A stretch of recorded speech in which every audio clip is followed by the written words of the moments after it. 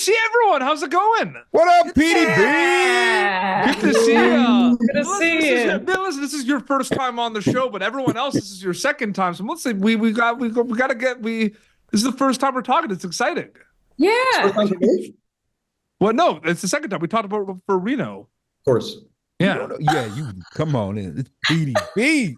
You talk to a lot of people like that. Do we have a rock, paper, scissors tournament to figure out who I ask a question to first? Like, what's going on here? Yeah.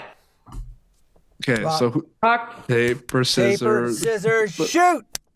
Okay, I'm gonna go with Ron because Ron was the only one who was like, I remember PD. Ron, You have good strong to see voice, you. PD. Of course. No, I love the animation of this. Is that something too when you were looking at it before even doing the voices? That's something that popped out because that's what popped out for me, to be honest with you.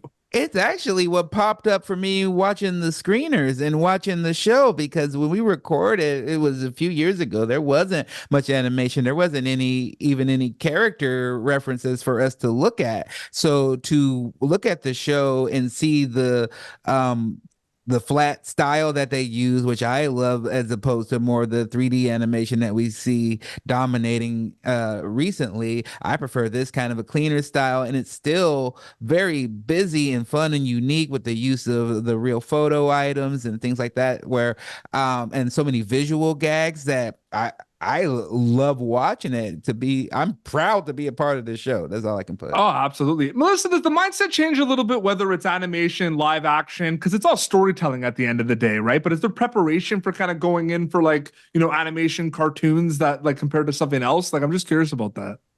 I feel like I've learned it's still acting. When I deliver lines, the more I'm in it, feeling it and even just movement, it helps so much. I have to. I can't just say it, I really have to feel it. So, I think everything kind of connects with art. Is if you feel it, and they will too. Absolutely. Carlos, it's, Nickelodeon, animation, just that's my favorite thing. It got me through so much tough times, Rocko's Modern Life as well. Do you take kind of specifically with Nickelodeon, some of your experiences with those characters, and does that mindset kind of go for projects like rock, paper, scissors, specifically Nickelodeon? Do you think about that at all? Everything in the Nickelodeon kind of universe? I'm curious about that. Yeah, there's a pride there. That's my mothership, Nickelodeon. That's when my life changed, 1991, doing this project called Rocko's Modern Life, and then moving and learning from people like Charlie Adler and Billy West and Tom Kenny and Gray Delisle and Tara Strong. And so that was my intro into it'll always be my mothership. It'll always be my home club. So to still be part of the family after all these years. We were doing publicity the other day, and it's also a place where my daughter is was working. Now it's shifted over to Netflix. But so just to share in that familial journey with Nickelodeon has been really cool. And Rock is one of the first. I did it again. Scissors. Oh my God, I'm out of brain. Scissors is a character that's probably along with Rocko, the least broad that I've ever played. And it's a really great, fun character to play because Josh and Kyle have nailed all three characters, and for any character they write for, they really know what it's about. So it makes our job a little bit easier. But there's a lot of pride there still working for the Nick family. Absolutely. Tom, again, good to see you again, man. Tom,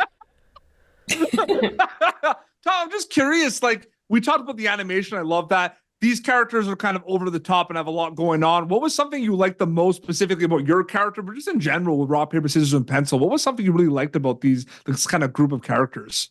Well, what I love is that it is almost a Three Stooges level Zen kind of show. It's I've been comparing it a little bit to a show like The Monkees, where they could get into really far-fetched and nonsensical storylines, but with complete sincerity and done with a very high level of commitment.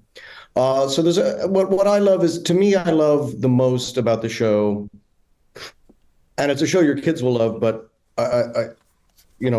sometimes that's the easier thing. It's also a show that I think my teenager loved it, watching it today. Yeah. But it's a show that goes from totally sincere to so gloriously unhinged. Yep.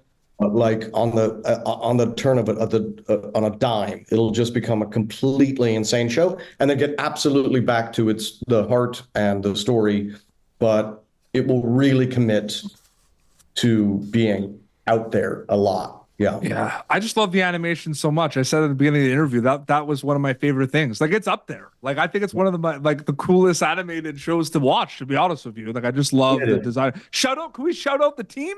Like the animated team? Yeah, animators, the writers, the producers, directors, background, boarding, everything. It's wonderful. Absolutely. Premiering on Nickelodeon February 12th. That's Rock, Paper, Scissors. Tom, Carlos, Melissa, Ron. Good to see you all. Thank you so much for your time.